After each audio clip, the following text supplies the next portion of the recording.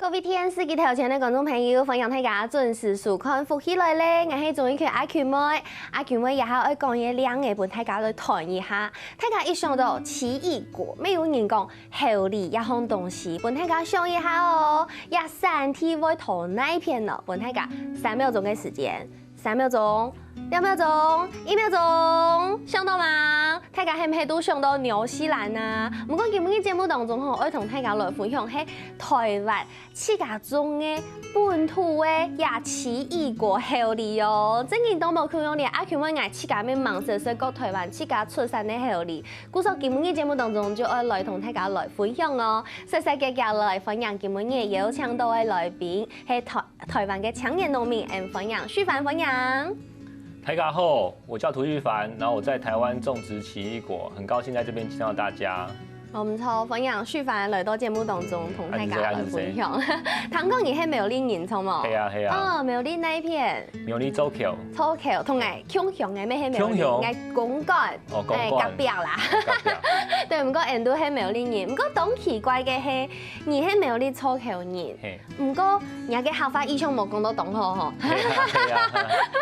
我都台北讀書，台北沒有那個環境，模擬工學，對啊，所以我就不太會講，可是聽得懂。轉到苗栗嘅時節，以前阿公阿婆嘅時節，會講客話。對啊，只有那個時候才會聽得到。對，唔過還係談嘅時候，故所今日節目當中，我邀請到旭帆來同大家分享佢自家種嘅猴梨，真係都冇簡單，台灣真的有。自己在種奇異果嘅，真係東南熊熊哦。唔過你種嘅蔬菜唔係啲苗栗咯，唔係，係到新竹。新竹哪一片？堅石。堅石，做乜解因為想到講愛到新竹堅石要拿蔬菜來種？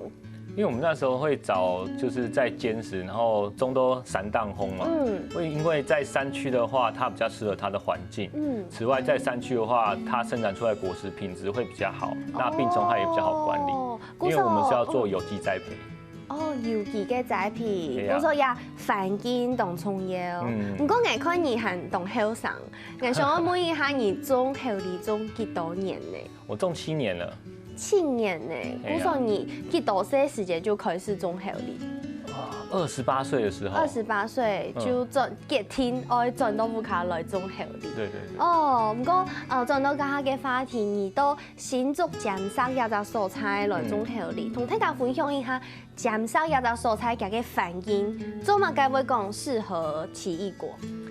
因為奇異果它是屬於溫帶的水果，那它畢竟還是要比較冷涼一點點。那我們在堅持它有一定的海拔，我們那邊差不多幾多？差不多1300。1300。對，在1300那邊比較冷涼。那我們種植農作物還是希望可以適地適種，那這樣適合它的環境，那生產出來的品質也會比較好，我們栽培也比較好。如果說像氣候，有一些些的寒寒涼涼，暗湧嘅溫度，這麼該不會對於奇異果來講是很適合的呢？它這樣子溫差會導致水果有其他會長成什麼樣的狀態嗎？哦，其實就是我們高海拔，就是你剛才有講到那個溫差，其實很重要。第一個就是你如果溫差大的，它水果品質就會比較好。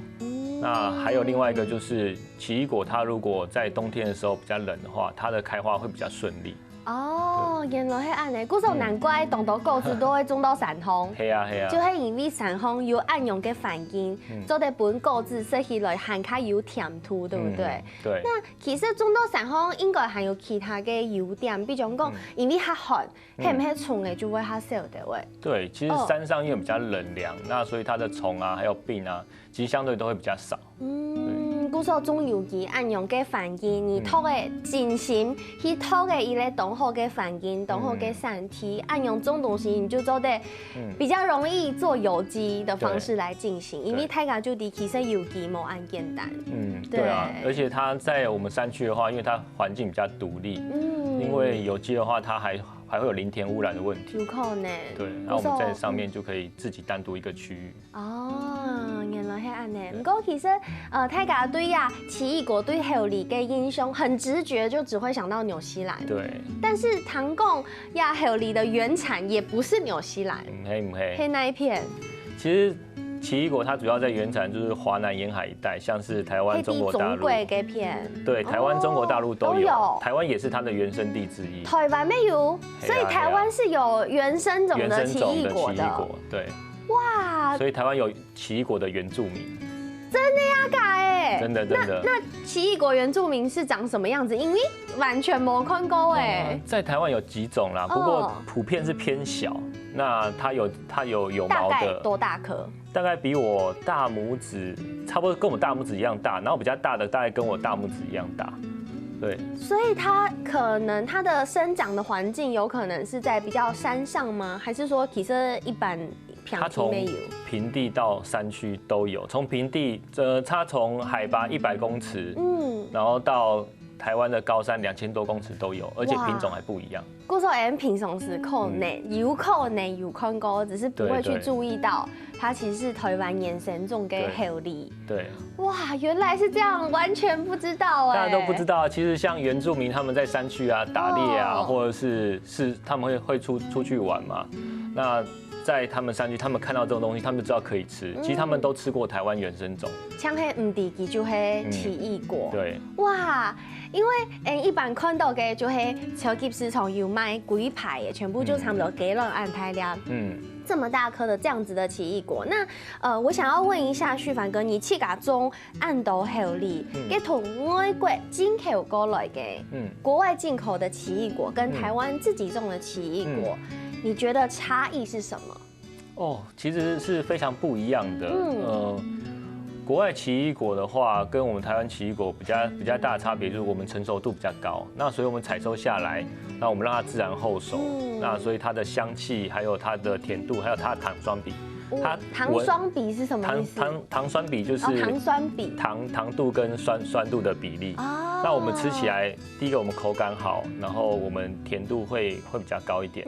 那另外就是我们会有香气，奇异果是有香气的，可是我们在吃进口其实都闻不到，整堆奇异果我们都闻不到，完全没有闻过。对，可是如果是台湾奇异果的话，你可能一颗放在可能办公室里面。然后你可能就是关起来，然后你隔天再进来，办公室里面全部都是奇异果。我闻到了，我苏红雅哈拿给就是旭凡哥种的黄金奇异果。对它其实外表看起来 ，nobody 看起来同 any 汹涌。对，我们在外面买进口的那个黄色的奇异果叫金圆头嘛，对不对？看起来其实形状是蛮像的，外面也不是有毛的那种。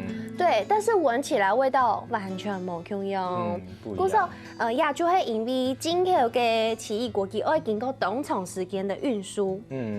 你粗估一下，从可能纽西兰的奇异果摘树下来，都送到消费者手上，你估算大概需要多久时间？其实奇异果它，即使在纽西兰，他们也是只有1年1收而已。那最快的时候就是在采收的时候到消费者手上，因为还要再经过一些通路的过程，最快大概是1个半月。可是我们现在吃到的奇异果，其实也是我们现在此时此刻，现在是在10月了，对，也是他今年在3、4月采收的。哇，所以可能冬假对佢很长的时间就摘下来，本地慢慢的这个运送的过程，让它慢慢的收成。对，所以其实我们是很后面才吃到的。那如果像是您自己种、自己采，再送到消费者手上，大概时间多长？我们大部分都会抓1个礼拜到10天，1个礼拜到10天，就是从采下来的1个礼拜到10天，就会到消费者手上。哇，非常新鲜。对，其实差很多。要就黑吃到黑广州的吃到3天嘅果子，真的是最幸福的事情。就像我聽到同泰搞的分享，我東好食榴蓮，我啲台灣食到嘅榴蓮，因為全部都係進口嘅，當我啲國外3天食到嘅榴蓮，米是完全冇共用，而且很好吃。我現在就是迫不及待的，很想要吃吃看旭凡哥帶來嘅奇異果，很多糖果嘅臉皮色咯。對，其實皮它有很多的粗纖維，而且它其實它有一定的營養，一些微量元素大部分都在上面。超甜的，因為其實我是一個很怕酸。我真係當姜酸，我做呢個完全冇乜嘅好色強色嘅奇異果，然後最近黃色的出來勉強可以接受，但是要唔但槍唔會酸，其實黃色本來酸度就已經降低很多了。但是这个果香味跟一般 No Boy 买到进口的果香味完全没有共用，韩国甜蜜没有共用。它只有如果不吃皮的话，它可以说完全吃不到它的酸度，完全没有。皮有一滴滴的酸酸跟蜜头，而且皮的口感还蛮好的耶。对，因为我们种的奇异果啊，我们皮比较薄一点点。对，那所以我们会建议说，消费者其实你如果愿意的话，就是可以皮是在清水下刷一刷，然后就可以连皮一起吃。韩国妹不会卡黑连给这种感觉，是很好吃的，就这样一起吃下去了。故说天视机条前的观众朋友吃到很新鲜哦，今日节目当中就会来同大家分享台湾的奇异果。休息一下，等下再再来。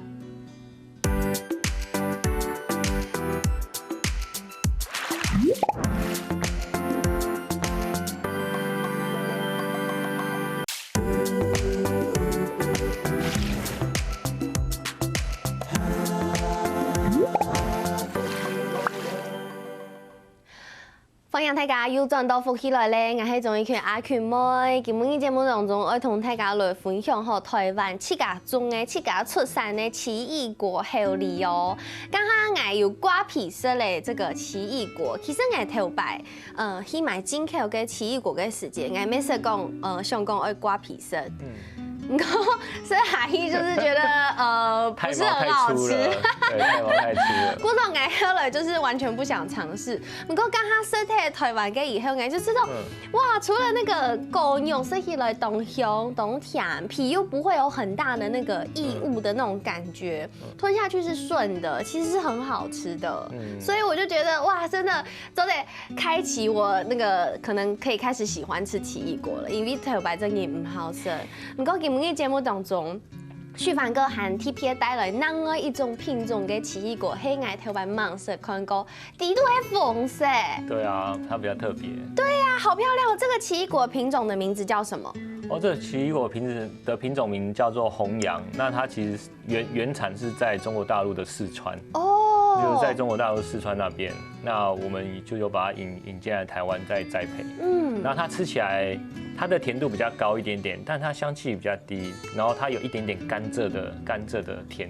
甘蔗的味道，好特别哦！对，然后吃起来蛮好吃的。真的，它这又真的是完全没有酸味了哦。如果每颗奇异果全部就按哪个有给好没有，它水果还是带点酸甜比较好吃。一点点，就是只有后面吞下去的时候，舌根觉得有一点点酸的味道，好过瘾哦。黑狗鸭还没留养给正营鬼盘为了给舌苔，这个还不够，太少了。可以，我们等下可以来吃。真的，而且颜色也好漂亮哦。这个红杨的品种，你有没有想到讲拿来种？其实奇异果它很多种颜色跟品种，像我们现在收集的有绿色、黄色、红色，还有紫色。紫色的，对，还有紫色的。那它的品种颜色本来就很多，它算是一个蛮多样性的水果。对，所以现在在坚石这边种红杨这个品种是 OK 的，是可以的，这没问题。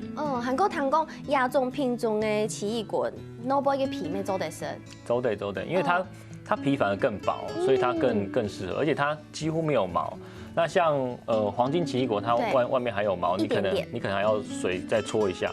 那红肉奇异果，你可能就水冲一下，连手搓都不用搓就可以直接吃。哇，古手其实是在本土中嘅，你有可以知道它种植的环境，你就得了解到农民嘅这样子的方式。其实黑公做的瓜皮生，你不只可以吃到购置本身嘅营养，连皮嘅营养就做得吃到。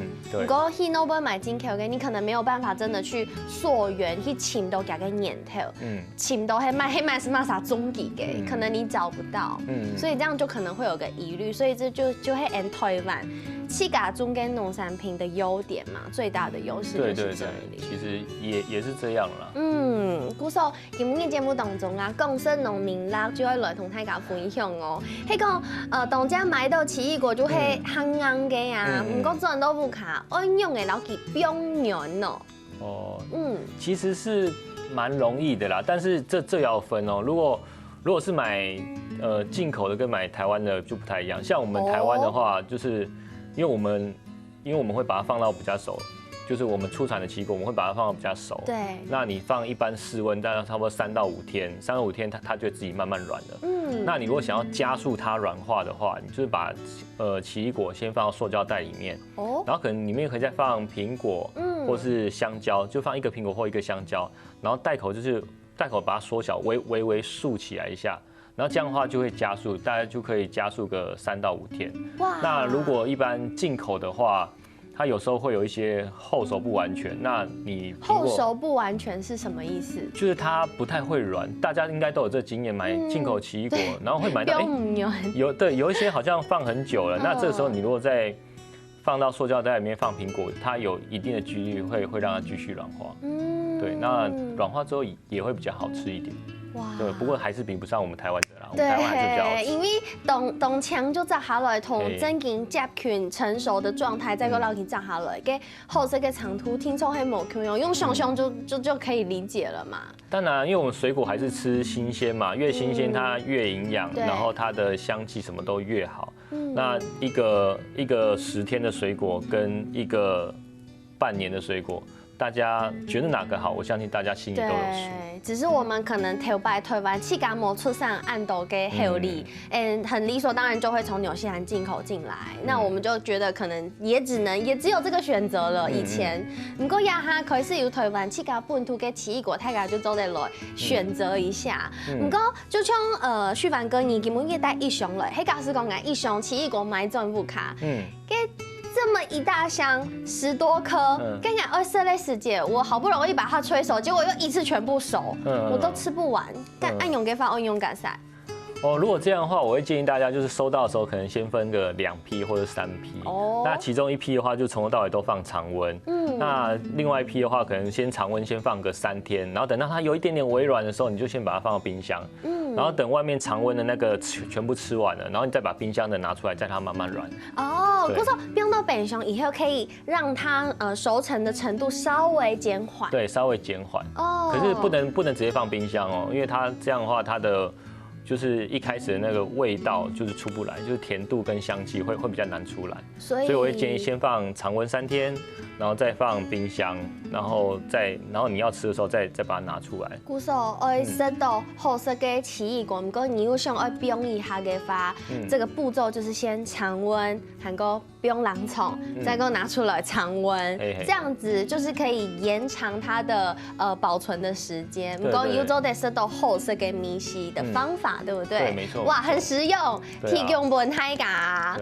古时候今日节目当中，除了收嘅奇异果嘅好米西以外，还会来同大家来收嘅好利呀，就称呼，因为大家不太理解这个植物，也不认识。就像我们前面讲的 ，He don't know boy， he 讲看到野生嘅好利咩唔ดี嘅黑马嘅东西，看到咩唔ดี。对，古时候来唱旭凡哥同大家收嘅一下，这个奇异果它的植物大概长什么样子？其实它长什么样子？如果台湾原生种的话，它大部分是尖叶的，它的叶片会比较尖一点点。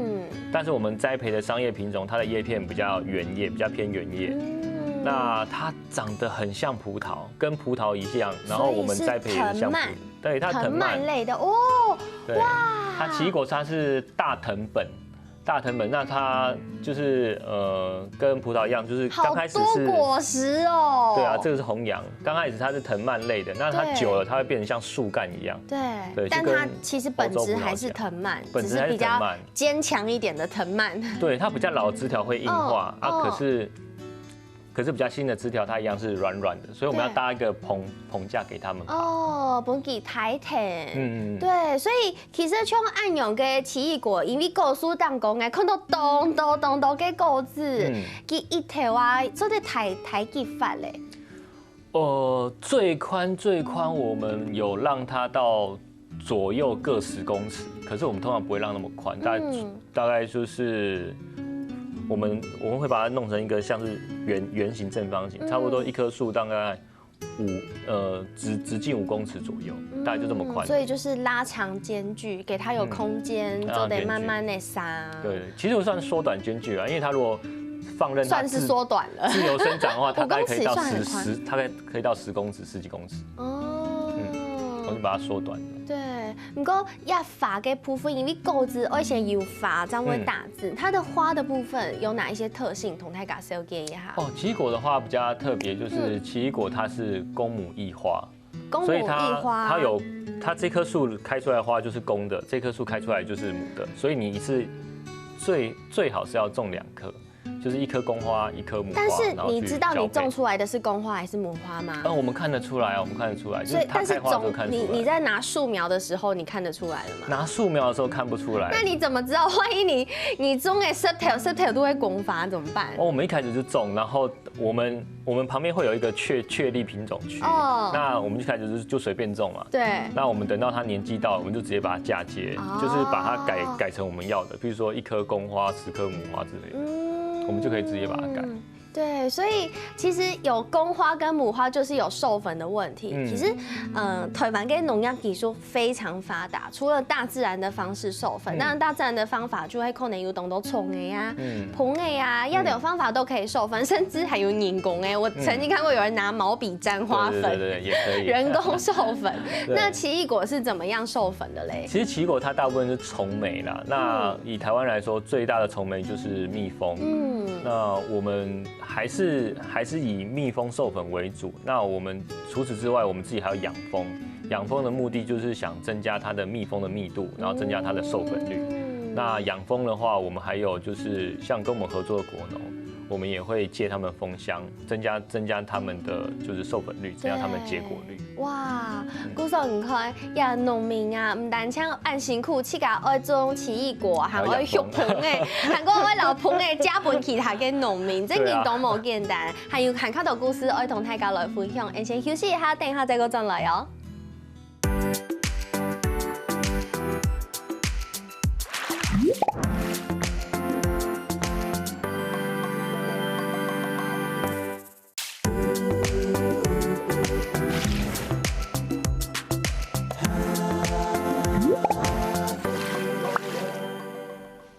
欢迎大家又轉到福喜來咧，我係鍾意權阿權妹。今日節目當中同大家來分享台灣7家種嘅好利奇異果。剛剛有講到呀，這個奇異果出物嘅小記，唔過接下來我請旭凡哥再個同大家來小記奇異果的成長，因為大家真係唔係懂了解要找出物，其實它是多年生的植物。对，多年果樹大部分都是多年生。对，那它每一年它的行程表，对啊，跟大家介绍一下。其实温带果树它就是很规律的，那也是因为它规律，所以它受气候变迁的影响会比较大。它就是固定在冬天的时候就是要休眠，就是要睡觉，然后它要躲过那个冬天，因为它在比较冷凉的地方。那春天的时候就是发芽，对，然后开花，然后接下来就是它。奇异果比较特别，就是它从开花到采收这段时间，它累积的时间会比较长，所以它栽培会比较不容易，主要是这一点。是这一段，然后就是在9到11月的时候我们才采收。但是感觉这样4、5月开花，9到11月采收，中间会度过2个台湾天气比较不好的状态，梅雨啊、台风，没错，对，这些都是对果树栽培是蛮大的影响。古时候其实受用农民都不容易啦。其实农民都很辛苦，要做这么多东西，做这么多事情，还够生产按斗产品，又还要想通路，对啊，其实都是很不容易的。其实农民真的是，我觉得农民都过劳了吧？对哦，农民要比照劳基法。古时候按辛苦嘅农民，當然會帶來好色嘅果子、好色嘅產品俾大家。今日節目當中，接下來就會同大家來紹介奇異果好利，唔單槍做的直接拿來食，還可以延伸拿來做產品。比如講像我頭前嘅果乾，哦，看起來超美的耶！這個拿去不管做甜點，還是直接吃，還是什麼泡果汁水，感覺都很漂亮、很好吃的感覺。對啊，這是你自己。这是我们自己做的，这是我们自己烘的。那可是奇异果果干啊，当初是设定是说，譬如说大家平常可能在办公室啊不方便削，然后他就可以直接拿果干来吃。不过你在吃果干的时候，你会发现，你刚刚吃的比较甜，可是现在吃的会比较酸。可是我觉得也很甜呢，也很甜，有点芒果干的感觉，那个酸甜的味道。因为奇异果它有个特色，就是它做加工品一开始都会变酸。那可是第一口会变酸，然后第2口开始回甘之后，你第2片开始吃都会变甜的。这是它的就是酵素怎么那么神奇的特性。所以我现在吃的第一片，嘴巴应该是稍微酸一点的。不是，你现在已经咀嚼到后面了，它就开始变甜。按第2片之后，你都比较不会，全部都是甜的，全部都甜的，就感受不到酸味。好好吃哦，这个果干也很好吃哎，这是你自己切片自己做的？对，就自己切片，然后就放到那个烘干机。糖贡贵个工厂，香洲得用手工切。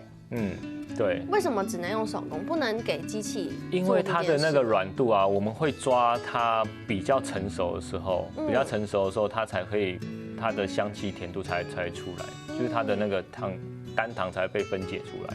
然后那时候做出来的，它的颜色是最漂亮的，然后它的甜度香气也是最足的。对，我觉得果干很重要的一件事，除了后生饮哦，圣梦妹懂葱耶，因为大家就会有种看到就是少女心喷发的感觉，就很漂亮。这是很适合当下午茶。对，韩国当而一烘也是很让人少女心喷发的。这个是奇异果跟果酱。搭配优格，然后上面还有奇异果的切丁。对，奇异果果酱我从来没有吃过你可以吃看，就是搭配优格一起吃。这是你们自己研发的产品吗？果酱？对，果酱也是我们产品之一。然后它吃起来就是酸酸甜甜的，就是有优格的酸度跟果酱的甜度，还有奇异果的酸味，就它会很有层次感。真的，因为其实果酱大多都酸甜的，但是。奇异果它的酸味太特别了，它的酸味跟我很难找到其他的水果给个神秘黑都得跟奇异果相比的，它酸，但是它又带有一种香的味道，不是奇异果的酸味做成果酱是我从来没吃水果跟米西。对啊，再搭配上优格，外面比较少，而且就算外面你看得到，大部分都用进口做的，那它香气就不会有我们这么香，而且有可能有香料味。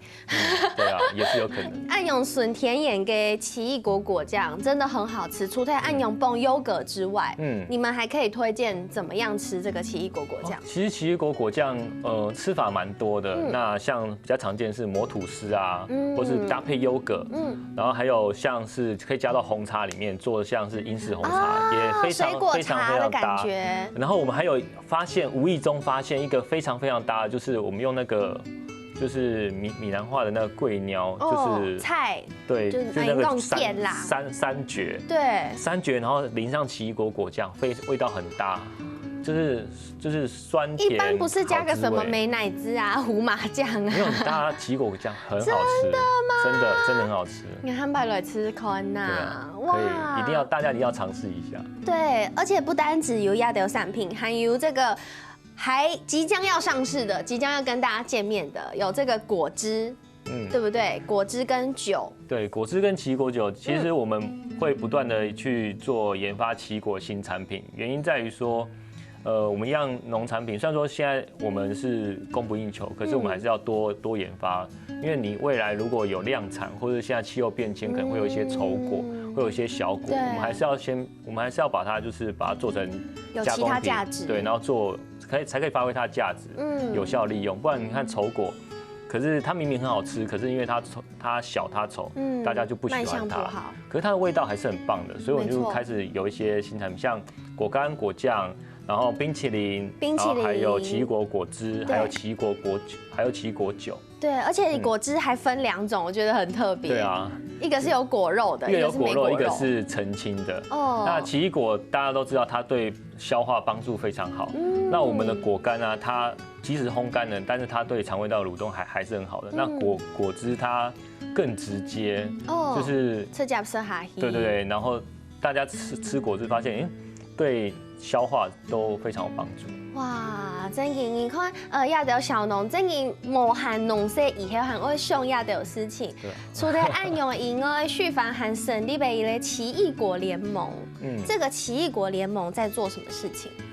其实我们会当初要做奇异果，其实要投入农业，是因为自己读农学院，然后觉得说，为什么台湾的农业这么有潜力，可是台湾农业是这么的艰困，这么难发展？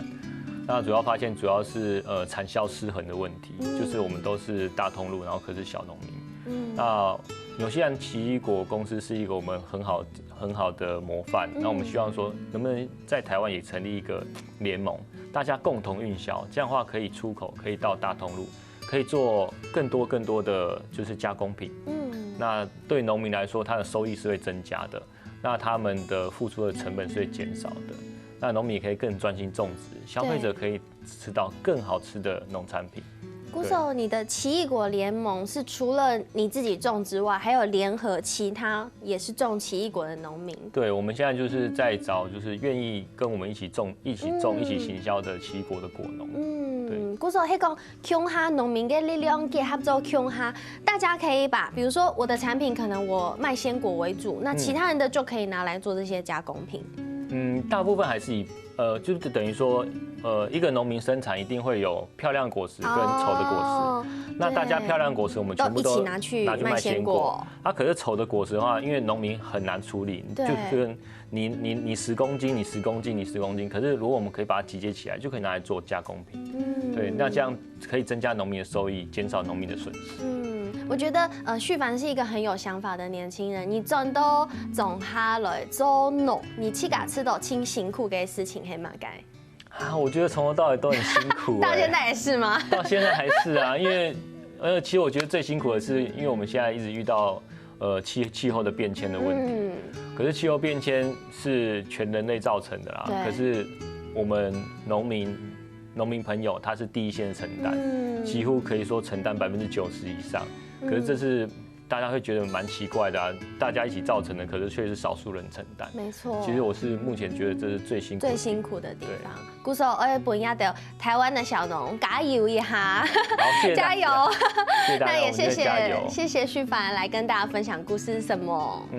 每什么天时机条件观众朋友嘅时间休息一下来做运动哦。